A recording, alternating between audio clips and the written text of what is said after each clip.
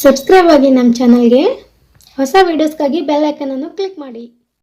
Hi friends, ಎಲ್ಲರಿಗೂ ನಮಸ್ಕಾರ. ಲಕ್ಷ್ಮಿ ಪಾಕಶಾಲೆ ಕಾರ್ಯಕ್ರಮಕ್ಕೆ ಸ್ವಾಗತ. ಇವತ್ತಿನ ದಿನ ನಾನು ಒಂದು ರುಚಿಕರವಾದ ಬೋಂಡ ಮಾಡ್ಕೊಳ್ಳೋದು ಯಾವ ರೀತಿ ಅಂತ ತೋರಿಸ್ತಾ ಇದ್ದೀನಿ. ಮನೆಯಲ್ಲಿ ಸಂಜೆ ಟೈಮ್ಗೆ ಈ ಚಳಿಗಾಲಕ್ಕೆ ಫ್ರೆಂಡ್ಸ್ ಈ ರೀತಿಯಾಗಿ ನೀವು ಸ್ನ್ಯಾಕ್ಸ್ ಮಾಡಿದರೆ ಮನೆ ಮಂದಿ ಎಲ್ಲ ತುಂಬ ಇಷ್ಟಪಟ್ಟು ತಿಂತಾರೆ. ಮತ್ತು ನಾವು ಹೊರಗಡೆ ಹೋಗಿ ಅದು ಇದು ತಂದು ತಿನ್ನೋದಕ್ಕಿಂತ ಈ ರೀತಿಯಾಗಿ ಆರೋಗ್ಯಕರವಾಗಿ ಮಾಡಿಕೊಟ್ರೆ ಮಕ್ಕಳು ತಟ್ಟೆನೇ ಖಾಲಿ ಮಾಡ್ತಾರೆ. ಅಷ್ಟು ಸಖತ್ತಾಗಿರುತ್ತೆ ಟೇಸ್ಟ್ ಅಂತೂ. ಖಂಡಿತ ನೀವು ಕೂಡ ಒಂದ್ಸಲ ಈ ರೆಸಿಪಿನ ತಪ್ಪದೇ ಟ್ರೈ ಮಾಡಿ. ಮನೆಯಲ್ಲೇ ಇರುವಂತಹ ಪದಾರ್ಥಗಳನ್ನು ಬಳಸಿಬಿಟ್ಟು ನಾವು ಇದನ್ನು ಸುಲಭವಾಗಿ ರೆಡಿ ಮಾಡ್ಕೊಳ್ಬಹುದು. ಬನ್ನಿ ಫ್ರೆಂಡ್ಸ್, ಆಗಿದ್ರೆ ಇದನ್ನು ಮಾಡೋದು ಯಾವ ರೀತಿ ಅಂತ ನೋಡೋಣ.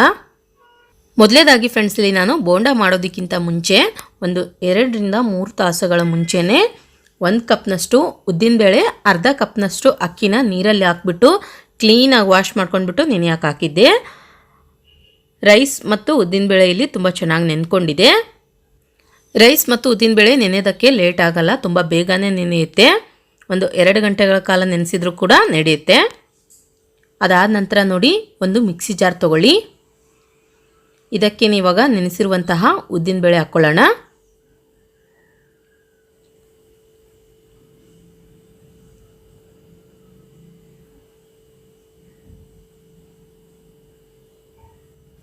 ನಂತರ ನೆನೆಸಿರುವಂತಹ ರೈಸ್ ಹಾಕ್ಕೊಳ್ಳೋಣ.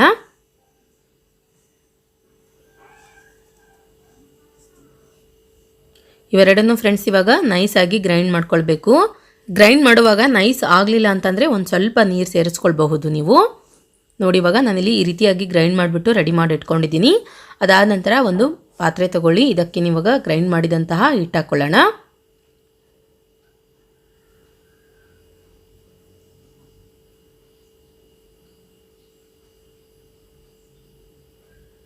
ಇದನ್ನಿವಾಗ ನೋಡಿ, ಕೈ ಬಿಡ್ದೇನೆ ಒಂದು 2 ನಿಮಿಷಗಳವರೆಗೂ ಈ ರೀತಿಯಾಗಿ ಚೆನ್ನಾಗಿ ಮಿಕ್ಸ್ ಮಾಡ್ಕೊಳ್ಬೇಕು. ನಾವು ಕೈಯಿಂದ ನೀಟಾಗಿ ಮಿಕ್ಸ್ ಮಾಡಿದಷ್ಟು ಹದ ತುಂಬ ಚೆನ್ನಾಗಿ ಬರುತ್ತೆ.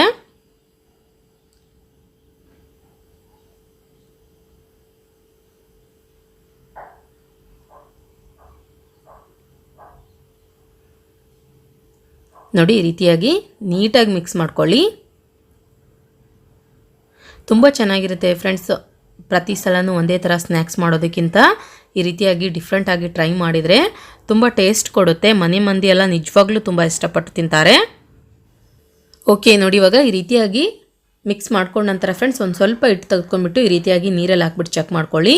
ನೀವು ನೀರಿಗೆ ಹಾಕಿದರೂ ಕೂಡ ಹಿಟ್ಟು ಈ ರೀತಿಯಾಗಿ ಉಂಡೆಯಾಗಿನೇ ಇರಬೇಕು, ಅಂದರೆ ಅದಕ್ಕೆ ಕರೆಕ್ಟಾಗಿ ಬಂದಿದೆ ಅಂತ ಅರ್ಥ. ನಂತರ ಇದಕ್ಕೆ ಇವಾಗ ಉಳಿದಿರುವಂತಹ ಎಲ್ಲ ಸಾಮಗ್ರಿಗಳನ್ನು ಸೇರಿಸ್ಕೊಳ್ಳೋಣ. 2 ರಿಂದ 3 ಹಸಿರು ಮೆಣಸಿನ್ಕಾಯಿನ ಕಟ್ ಮಾಡಿಬಿಟ್ಟು ಹಾಕ್ಕೊಳ್ಳಿ.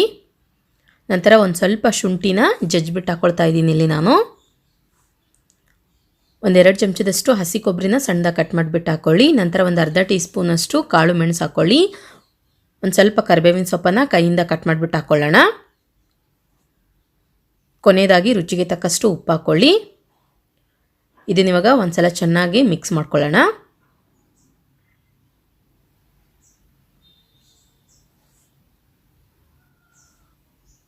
ಓಕೆ ನೋಡಿ, ಇವಾಗ ಹಿಟ್ಟು ಇಲ್ಲಿ ರೆಡಿಯಾಗಿದೆ. ಇದನ್ನಿವಾಗ ಮೇಲ್ಗಡೆ ಮುಚ್ಚಿಬಿಟ್ಟು ಒಂದು 5 ನಿಮಿಷ ರೆಸ್ಟ್ ಮಾಡೋದಕ್ಕೆ ಬಿಟ್ಬಿಡಿ.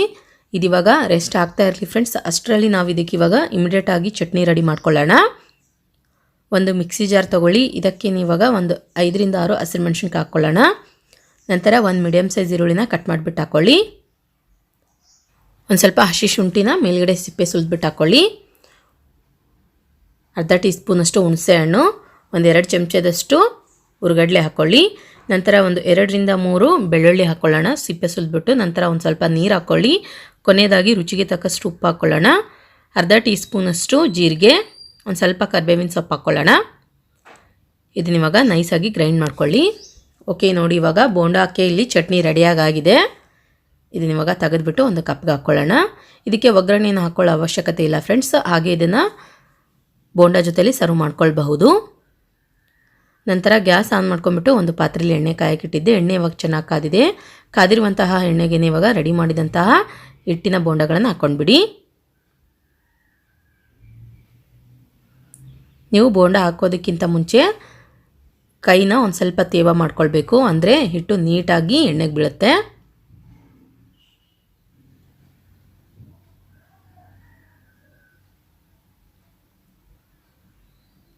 ಓಕೆ ನೋಡಿ, ಇವಾಗ ಬೋಂಡ ಇಲ್ಲಿ ಕಲರ್ ಚೇಂಜ್ ಆಗಿಬಿಟ್ಟು ರೆಡಿಯಾಗಿದೆ. ಇದನ್ನು ಇವಾಗ ತೆಗೆದುಬಿಟ್ಟು ಒಂದು ಪ್ಲೇಟಿಗೆ ಹಾಕ್ಕೊಳ್ಳೋಣ.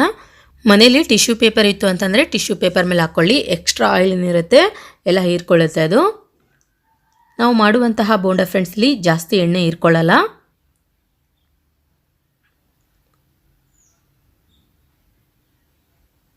ಓಕೆ ನೋಡಿ, ಇವಾಗ ಇದನ್ನು ಅಷ್ಟೇ ಫ್ರೈ ಆಗ್ತಾ ಇದೆ. ಮೀಡಿಯಂ ಫ್ಲೇಮ್ನಲ್ಲಿ ಇಟ್ಬಿಟ್ಟು ನಿಧಾನಕ್ಕೆ ಚೆನ್ನಾಗಿ ಫ್ರೈ ಮಾಡ್ಕೊಳ್ಳಿ. ಇದನ್ನು ಅಷ್ಟೇ ಇಲ್ಲಿ ರೆಡಿಯಾಗಿದೆ. ತೆಗೆದುಬಿಟ್ಟು ಒಂದು ಪ್ಲೇಟಿಗೆ ಹಾಕ್ಕೊಳ್ಳೋಣ. ಇದೇ ಥರ ಉಳಿದಿರುವಂತಹ ಎಲ್ಲ ಬೋಂಡಗಳನ್ನು ಕೂಡ ರೆಡಿ ಮಾಡ್ಕೊಂಡ್ಬಿಡಿ. ಓಕೆ ನೋಡಿ ಫ್ರೆಂಡ್ಸ್, ಇವಾಗ ನಾನು ಮಾಡಿದಂತಹ ರುಚಿಕರವಾದ ಉದ್ದಿನಬೇಳೆ ರೈಸ್ ಬೋಂಡ ಇಲ್ಲಿ ರೆಡಿಯಾಗಿದೆ. ನೋಡಿದ್ರಲ್ಲ ಯಾವ ರೀತಿಯಾಗಿ ನಾವು ಮನೇಲೇನೆ ರುಚಿಕರವಾದಂತಹ ಬೋಂಡ ರೆಡಿ ಮಾಡ್ಕೊಳ್ಳೋದಂತ. ನಾನು ಮಾಡಿರೋ ಈ ರೆಸಿಪಿ ನಿಮಗೆ ಇಷ್ಟ ಆಗಿದ್ರೆ ಪ್ಲೀಸ್ ಲೈಕ್ ಮಾಡಿ, ಶೇರ್ ಮಾಡಿ, ಕಮೆಂಟ್ ಮಾಡಿ. ಇನ್ನಷ್ಟು ಈಸಿ ರೆಸಿಪೀಸ್ಗಾಗಿ ನಮ್ಮ ಲಕ್ಷ್ಮೀ ಪಾಕಶಾಲೆ ಚಾನಲ್ಗೆ ಸಬ್ಸ್ಕ್ರೈಬ್ ಆಗೋದು ಮಾತ್ರ ಮರಿಬಾರ್ದು. ಹಾಯ್ ಫ್ರೆಂಡ್ಸ್, ಎಲ್ಲರಿಗೂ ನಮಸ್ಕಾರ. ಲಕ್ಷ್ಮೀ ಪಾಕಶಾಲೆ ಕಾರ್ಯಕ್ರಮಕ್ಕೆ ಸ್ವಾಗತ. ಇವತ್ತಿನ ದಿನ ನಾನು ರೈಸ್ ಫ್ಲೋರ್ ಬೋಂಡ ಮಾಡೋದು ಯಾವ ರೀತಿ ಅಂತ ತೋರಿಸ್ತಾ ಇದ್ದೀನಿ. ಅಕ್ಕಿ ಹಿಟ್ಟಿನ ಬೋಂಡ ತುಂಬ ಅಂದರೆ ತುಂಬ ಚೆನ್ನಾಗಿರುತ್ತೆ ಟೇಸ್ಟ್. ಅದಲ್ಲದೆ ನೀವು ಇದನ್ನು ಇಮಿಡಿಯೇಟ್ ಆಗಿ ಕೂಡ ಮಾಡ್ಕೊಳ್ಬಹುದು. ಮನೇಲಿ ದಿನಾಲೂ ಒಂದೇ ಥರ ಸ್ನ್ಯಾಕ್ಸ್ ಮಾಡೋದಕ್ಕಿಂತ ಈ ರೀತಿಯಾಗಿ ಡಿಫ್ರೆಂಟ್ ಆಗಿ ಮಾಡಿದರೆ ಮನೆ ಮಂದಿ ಎಲ್ಲ ತುಂಬ ಇಷ್ಟಪಟ್ಟು ತಿಂತಾರೆ. ಮತ್ತು ಅದಲ್ಲದೆ ಇದನ್ನು ನೀವು ಬೆಳಗ್ಗೆ ಬ್ರೇಕ್ಫಾಸ್ಟ್ಗೂ ಕೂಡ ಮಾಡ್ಕೊಳ್ಬಹುದು ಮತ್ತು ಸಂಜೆ ಟೈಮ್ಗೆ ಸ್ನ್ಯಾಕ್ಸ್ ಥರನೂ ಕೂಡ ಮಾಡಬಹುದು ಟೀ ಜೊತೆನಲ್ಲಿ. ಬನ್ನಿ ಫ್ರೆಂಡ್ಸ್, ಆಗಿದ್ರೆ ಇದನ್ನು ಮಾಡೋದು ಯಾವ ರೀತಿ ಅಂತ ನೋಡೋಣ. ಮೊದಲೇದಾಗಿ ಒಂದು ಪಾತ್ರೆ ತಗೊಳ್ಳಿ. ಅದಕ್ಕೆ ಇವಾಗ ನಾನಿಲ್ಲಿ 1 ಕಪ್ನಷ್ಟು ಅಕ್ಕಿ ಹಿಟ್ಟನ್ನ ಒಂದು ಸ್ಟ್ರೈನರ್ಗೆ ಹಾಕ್ಬಿಟ್ಟು ಸೋಸ್ಕೊಳ್ತಾ ಇದ್ದೀನಿ.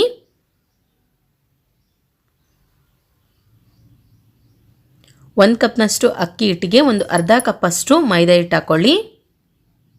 ಮೈದಾ ಹಿಟ್ಟು ಹಾಕಿದ ನಂತರ ನೋಡಿ, ಇದನ್ನು ಅಷ್ಟೇ ಒಂದ್ಸಲ ಚೆನ್ನಾಗಿ ಒಂದು ಸ್ಟ್ರೈನರ್ಗೆ ಹಾಕ್ಬಿಟ್ಟು ಸೋಸ್ಕೊಳ್ಳಿ.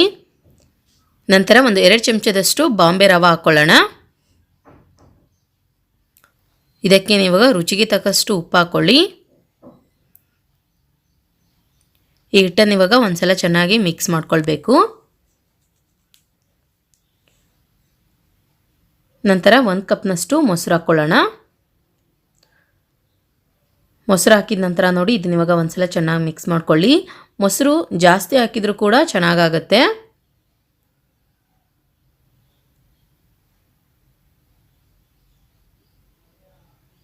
ಅದಾದ ನಂತರ ಇದಕ್ಕೆ ಇವಾಗ ಉಳಿದಿರುವಂತಹ ಸಾಮಗ್ರಿಗಳನ್ನು ಹಾಕ್ಕೊಳ್ಳೋಣ.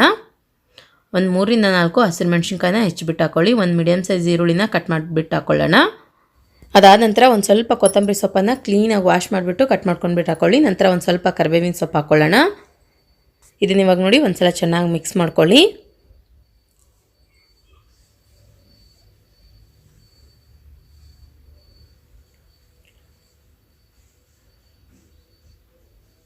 ಅದಾದ ನಂತರ ಇದಕ್ಕೆ ಇವಾಗ ನೀರು ಸೇರಿಸ್ಬಿಟ್ಟು ಚೆನ್ನಾಗಿ ಹಿಟ್ಟನ್ನು ಕಲಿಸ್ಕೊಳ್ಬೇಕು. ಮನೇಲಿ ಮೊಸರು ಜಾಸ್ತಿ ಇದ್ದರೆ ಮೊಸರು ಕೂಡ ಯೂಸ್ ಮಾಡಬಹುದು. ಮೊಸರು ಎಷ್ಟು ಹಾಕ್ತೀವಿ ಅಷ್ಟು ಸ್ಪಾಂಜಿಯಾಗಿ ತುಂಬ ಚೆನ್ನಾಗಿ ಬರುತ್ತೆ ಬೋಂಡ.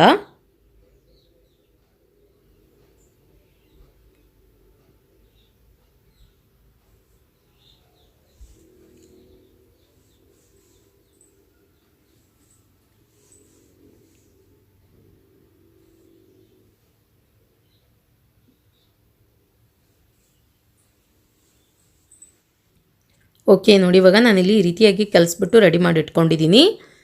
ಇದನ್ನ ಇವಾಗ ಮೇಲ್ಗಡೆ ಮುಚ್ಚಿಬಿಟ್ಟು ಒಂದು 10 ನಿಮಿಷ ರೆಸ್ಟ್ ಮಾಡೋದಕ್ಕೆ ಬಿಟ್ಬಿಡಿ. ಒಂದು 10 ನಿಮಿಷ ಇದನ್ನು ರೆಸ್ಟ್ ಮಾಡೋದಕ್ಕೆ ಬಿಡೋದ್ರಿಂದ ತುಂಬ ಚೆನ್ನಾಗಿ ಬರುತ್ತೆ ಬೋಂಡ. ಒಂದು 10 ನಿಮಿಷಗಳ ನಂತರ ನೋಡಿ, ಗ್ಯಾಸ್ ಆನ್ ಮಾಡ್ಕೊಂಡ್ಬಿಟ್ಟು ಫ್ರೆಂಡ್ಸ್ ಒಂದು ಪಾತ್ರೆಯಲ್ಲಿ ಎಣ್ಣೆ ಕಾಯಕ್ಕಿಟ್ಟಿದ್ದೆ. ಎಣ್ಣೆ ಇವಾಗ ಚೆನ್ನಾಗಿ ಕಾದಿದೆ. ಕಾದಿರುವಂತಹ ಎಣ್ಣೆಗೆ ಇವಾಗ ರೆಡಿ ಮಾಡಿದಂತಹ ಹಿಟ್ಟಿನಿಂದ ಸ್ವಲ್ಪ ಸ್ವಲ್ಪ ತೆಗೆದುಕೊಂಡ್ಬಿಟ್ಟು ಬೋಂಡ ರೀತಿ ಬಿಟ್ಕೊಳ್ಬೇಕು. ಆದಷ್ಟು ಎಣ್ಣೆನೂ ಅಷ್ಟೇ ಚೆನ್ನಾಗಿ ಕಾದಿರಬೇಕು. ಮೀಡಿಯಂ ಫ್ಲೇಮ್ನಲ್ಲಿ ಇಟ್ಬಿಟ್ಟು ಚೆನ್ನಾಗಿ ಫ್ರೈ ಮಾಡ್ಕೊಳ್ಳಿ.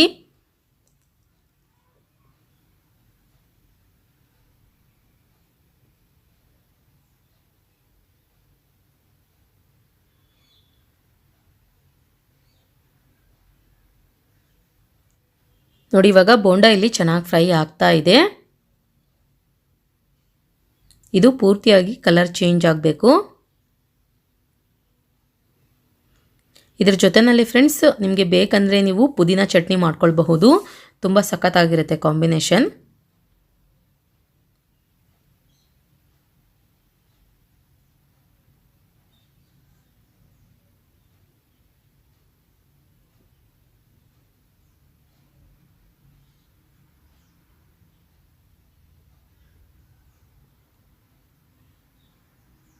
ಓಕೆ ನೋಡಿ, ಇವಾಗ ಇದು ರೆಡಿಯಾಗಿದೆ. ತೆಗೆದುಬಿಟ್ಟು ಒಂದು ಟಿಶ್ಯೂ ಪೇಪರ್ ಮೇಲೆ ಹಾಕ್ಕೊಳ್ಳೋಣ. ಎಕ್ಸ್ಟ್ರಾ ಆಯಿಲ್ ಏನಿರುತ್ತೆ ಅದು ಅಬ್ಸರ್ವ್ ಮಾಡುತ್ತೆ. ನಂತರ ಉಳಿದಿರುವಂತಹ ಹಿಟ್ಟಿನಿಂದ ಇದೇ ಥರ ಬೋಂಡನ ರೆಡಿ ಮಾಡ್ಕೊಂಡ್ಬಿಡಿ. ವಿಡಿಯೋ ನೋಡೋರಲ್ಲಿ ಒಂದು ರಿಕ್ವೆಸ್ಟ್ ಫ್ರೆಂಡ್ಸ್, ತುಂಬ ಜನ ವಿಡಿಯೋ ನೋಡ್ತಿರ್ತೀರಾ. ದಯವಿಟ್ಟು ನಿಮ್ಮ ಅನಿಸಿಕೆ ಅಭಿಪ್ರಾಯಗಳನ್ನು ಕೆಳಗಡೆ ಕಮೆಂಟ್ ಸೆಕ್ಷನ್ ಆನ್ ಇರುತ್ತೆ, ಕಮೆಂಟ್ ಮಾಡಿಬಿಟ್ಟು ತಿಳಿಸಬಹುದು. ಮತ್ತು ವಿಡಿಯೋ ಇಷ್ಟ ಆಗಿದರೆ ವಿಡಿಯೋಗೊಂದು ಲೈಕ್ ಮಾಡಿ, ನಿಮ್ಮ ಫ್ರೆಂಡ್ಸ್ಗೆ ಫ್ಯಾಮಿಲಿ ಮೆಂಬರ್ಸ್ಗೆಲ್ಲ ಶೇರ್ ಮಾಡ್ಕೊಳ್ಳಿ.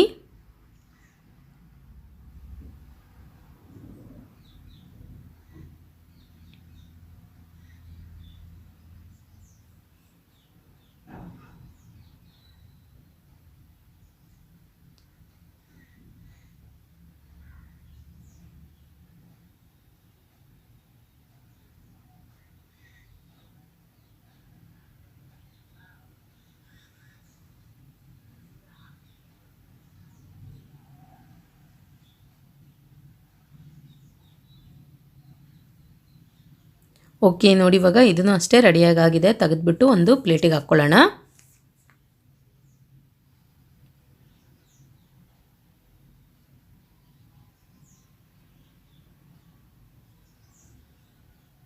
ನಾನು ನಿಮಗೆ ತೋರಿಸ್ತೀನಿ ಇದು ಒಳಗಡೆ ಯಾವ ರೀತಿಯಾಗಿ ಆಗಿದೆ ಅಂತ. ನೋಡಿ, ಹೊರಗಡೆಯಿಂದ ಕ್ರಿಸ್ಪಿಯಾಗಿ ಒಳಗಡೆಯಿಂದ ಸಾಫ್ಟಾಗಿ ತುಂಬ ಅಂದರೆ ತುಂಬ ಚೆನ್ನಾಗಿರುತ್ತೆ. ತಿನ್ನೋದಕ್ಕಂತೂ ತುಂಬ ಟೇಸ್ಟ್ ಇರುತ್ತೆ. ಖಂಡಿತ ನೀವು ಕೂಡ ತಪ್ಪದೇ ಒಂದು ಸಲ ಈ ರೆಸಿಪಿನ ಟ್ರೈ ಮಾಡಿ ಅಂತ ಹೇಳ್ತಾ, ನೋಡಿದ್ರಲ್ಲ ಯಾವ ರೀತಿಯಾಗಿ ನಾವು ಅಕ್ಕಿ ಹಿಟ್ಟಿನಿಂದ ದಿಢೀರ್ ಬೋಂಡ ಮಾಡ್ಕೊಳ್ಳೋದಂತ. ನಾನು ಮಾಡಿರೋ ಈ ರೆಸಿಪಿ ನಿಮಗೆ ಇಷ್ಟ ಆಗಿದ್ರೆ ಪ್ಲೀಸ್ ಲೈಕ್ ಮಾಡಿ, ಶೇರ್ ಮಾಡಿ, ಕಮೆಂಟ್ ಮಾಡಿ. ಇನ್ನಷ್ಟು ಈ ರೆಸಿಪೀಸ್ಗಾಗಿ ನಮ್ಮ ಲಕ್ಷ್ಮೀ ಪಾಕಶಾಲೆ ಚಾನಲ್ಗೆ ಸಬ್ಸ್ಕ್ರೈಬ್ ಆಗೋದು ಮಾತ್ರ ಮರಿಬಾರ್ದು. ಮತ್ತೆ ಒಂದು ಇಂಟ್ರೆಸ್ಟಿಂಗ್ ರೆಸಿಪಿ ಒಂದಿಗೆ ಬರ್ತೀನಿ ಮುಂದಿನ ಸಂಚಿಕೆಯಲ್ಲಿ. Keep watching. Thank you. Bye.